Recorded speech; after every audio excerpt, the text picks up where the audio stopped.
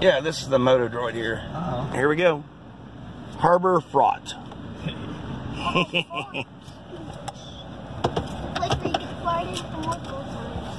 Man, if you're going to be doing any farting and crop dusting, don't be doing it on the aisles I'm on. If you do, you'll be behind us as we're moving. Yeah. You do that by old people. Oh, yeah. They're always stealing change out of my truck. No, I'm not. I gave it back.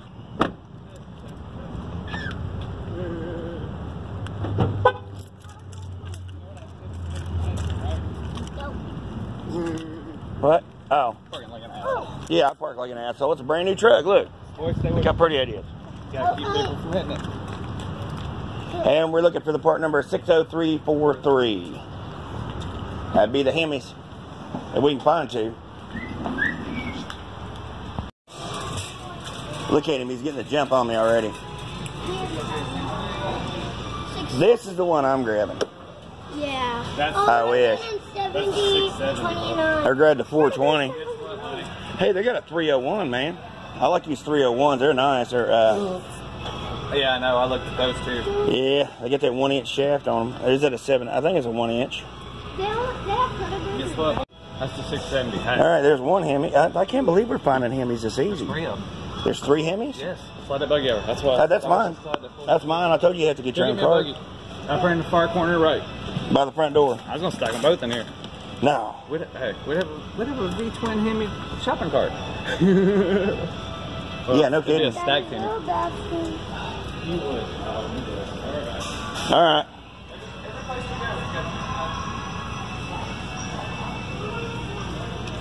And it's Pro Seal High Temp. He's gonna need that.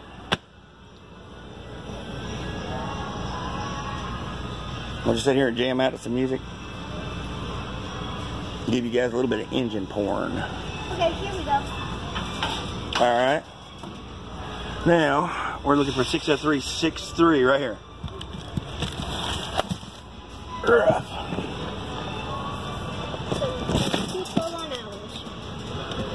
On that little cart. On those new carts. Yeah. We're probably going to be, we're going to see if we can get those ones running, and if they'll run good and that's fine, we'll go ahead and use them. But if not, then we'll pull those off. We'll throw these Hemis on there. Something to play with. For a little bit, and then I'm going to be, I'm going to redo mine, paint it and everything, air up the tires, and get them all going good. Yeah, we have to get new. I'm going to run it for a little while. Yeah, I'm going to build seats for them, get it running, run it a little bit, and then I'm going to turn around and sell it. That's the plan. But anyway, see the item number 69731? That's a non-Hemi. I want to put a 708 on it. 60363 is a Hemi. And then there's a horizontal shaft non-Hemi. Is a 62554. No, that's a 301. Never mind. Shoot. I don't see a non-Hemi 212 actually. Yeah, I don't even see a non-Hemi 212 here. Oh yeah, the 79s? Little tiny 79? Yeah, those are nice. Woo woo! Hey man, has that thing got a Hemi in it? Yep. Hey, that's a 125 flux there.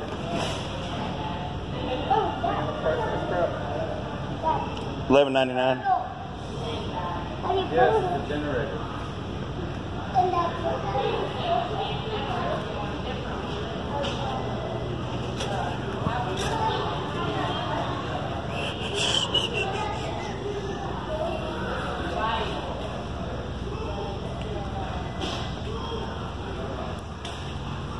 We're going to see if we can get that running. And if that won't run, we're going to take that and we're going to put it on that. Or at least I am. And he's going to take that and put it on that. And then we're going to have a drag race when we're done. And then we're probably going to sell them and start all over again. Well, I'm here at work, and I looked over this cart, and it's got some surface rust and stuff, but nothing major. And I've got a clutch ordered. It takes a 41, number 41 roller chain clutch. And I ordered a 12 tooth for it. I checked it out, and the brakes work fine. The throttle linkage works fine. The kill switch I got wired up there works good. I've checked it. Tires just need to be aired up. So if they give me a break for a few minutes here at work, I'm going to go ahead and throw that 212 on there, get it hooked up. I'm going to use the clutch off of this old 8-horse Briggs that was on it. It's also a number 41 chain, and see if I can't get this thing kind of put together, and see if the tires will take air. If it will, we might be able to take us a test ride in this thing tomorrow sometime. Anyway, wouldn't that be cool to just grab one that's just looking rough like that and just slam a $100 motor on it and adjust the brakes a little bit and throw a $20 chain on it and run it. Of course, I mean, I am going to tear this back apart after I play with it for a little bit and knock all this rust off of it and clean it up real good and you know, make it look good. And I'm probably going to be selling this. You know what, I'm going to go ahead and sell it after I get it all fixed up, new bearings done, everything greased, and everything working great. And whatever I get out of selling it, I'm going to take and just flip that right back over to another go-kart or mini bike project. I think it'd be kind of fun to get into it, because this is something I used to do when I was a kid, but we used to build our own frames. And, you know, find junk engines and lawnmower engines and slap together whatever worked, and you know, we'd play with them till we got in trouble, and you know, cops took them or whatever, because the only place we had to ride them was on the street, and it was in the city.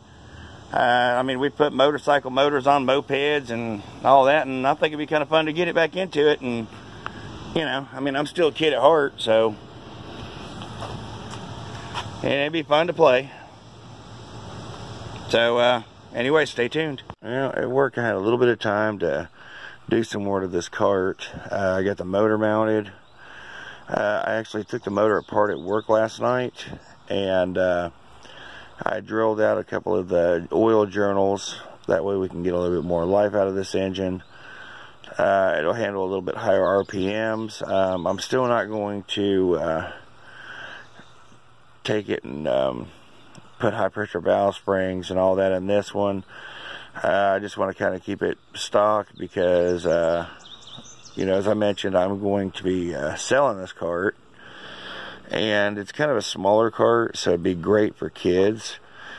And so I'm going to loosen the throttle up and kind of, well, after I run it a little bit, I'm going to loosen the throttle up so it won't go too fast.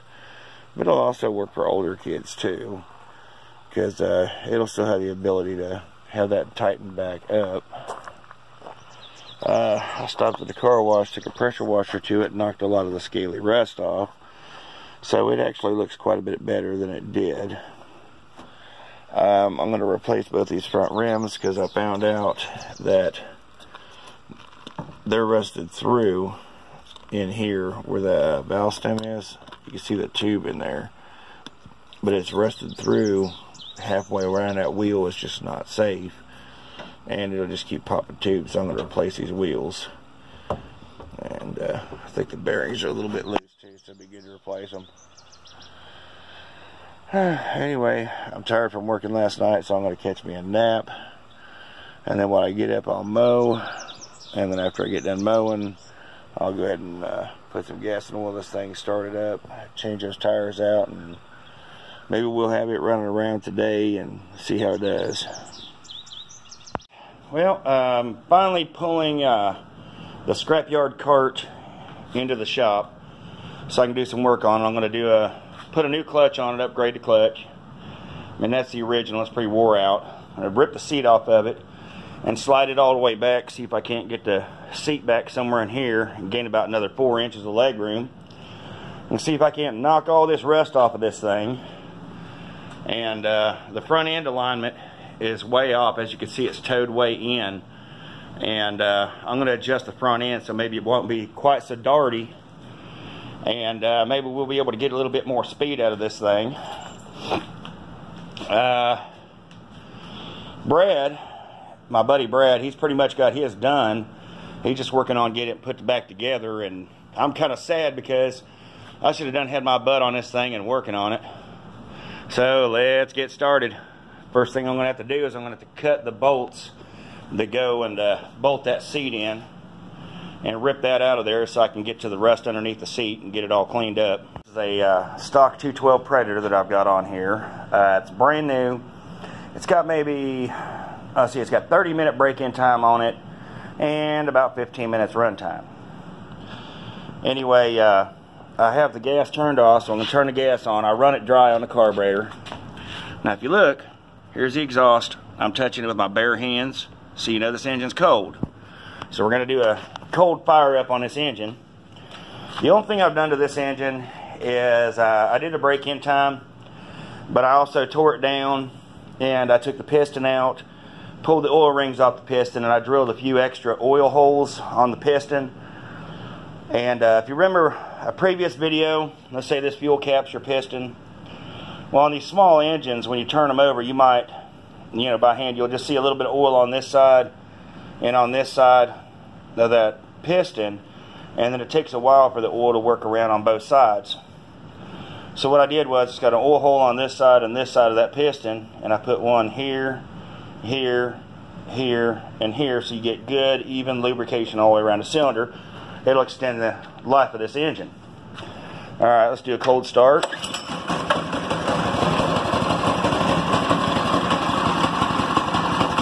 the choke off. That's a cold start now. You saw me touch the exhaust. That's a cold start.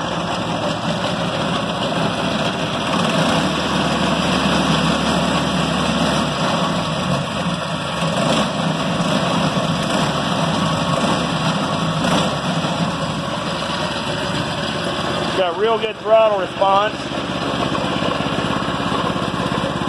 I need to idle it down just a little bit.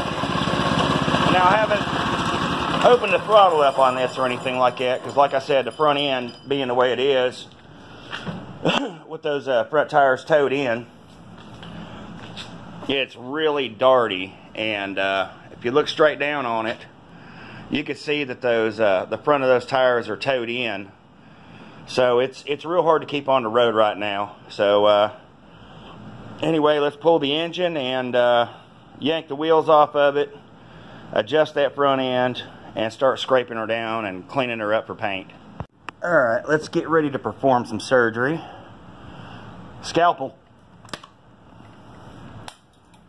Retractor. Forceps. Torque amplifier. No, that's not the torque amplifier. Give me the torque amplifier. There we go. That's a torque amplifier right there. I got the wheels stripped off, most of the connections. Still got to unhook the kill switch, which I'm going to throw that away anyway. I'm going to wire up a real good new kill switch. It's going to all be soldered, heat shrink, waterproofed, and all that, because that's one of the last things y'all want to mess up. Got the rear drive system taken off. There's the rear wheel with the drive chain. Brakes. Got the motor pulled off. Get ready to pull the steering wheel off and the steering system out of it, and then we're going to start stripping this frame down and checking it for any rot damage. And after we get it stripped down, we're going to clean it up. Then we're going to use a sealing rust preventative etching primer, and we're going to primer the whole thing down with a couple coats of primer, and then we'll start on paint. Back rims, they're not too bad at all. The front original wheels, I already swapped them out to these brand new tires, wheels, new bearings, and all that. The original front wheels, the rims were rotted clean through because it's stuck in the mud. And after I get the top end stripped down, I'm going to flip her over, check the bottom, make sure we don't have no structural issues, and if we do, like I said, we're going to cut them out, weld them up, fix them up, make sure it's nice and solid.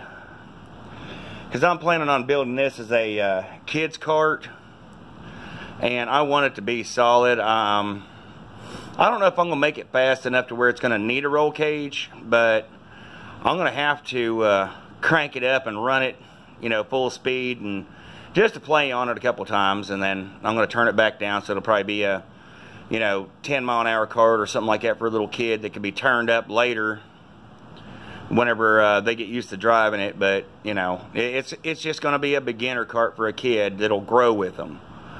I think it's going to be pretty cool. And then after I get it all set up, I'm going to turn around and sell it.